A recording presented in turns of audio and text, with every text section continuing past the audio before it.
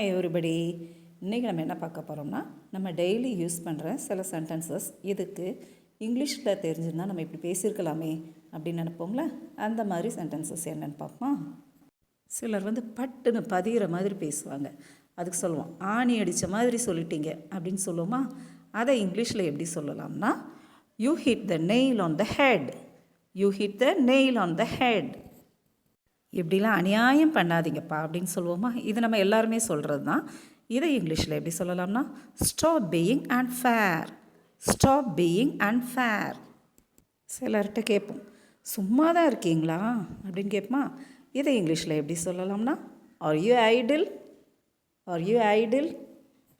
சொதப்பிடாதன்னு சொன்னேன்ல சொல்லுவோமா. இதை இங்கிலீஷில் எப்படி சொல்லலாம்னா, I told you not to mess it up right. I told you not to mess it up, right?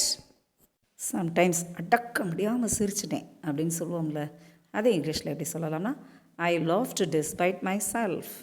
I laughed despite myself. சிரிச்சே சரின்னு சொல்லிட்டார். இதை எப்படி இங்கிலீஷில் சொல்லலாம்னா, he consented with a smile. He consented with a smile. குழந்தைங்க தனக்கு ஏதாவது வேணும்னா வீட்டில் பேரண்ட்ஸ் கிட்ட கெஞ்சி கூத்தாடி வாங்கிடுவாங்க. அப்படி தானே. அந்த கெஞ்சி கூத்தாடி அதுக்கு இங்கிலீஷில் என்னென்னா, bleed and beg. Bleed and peg.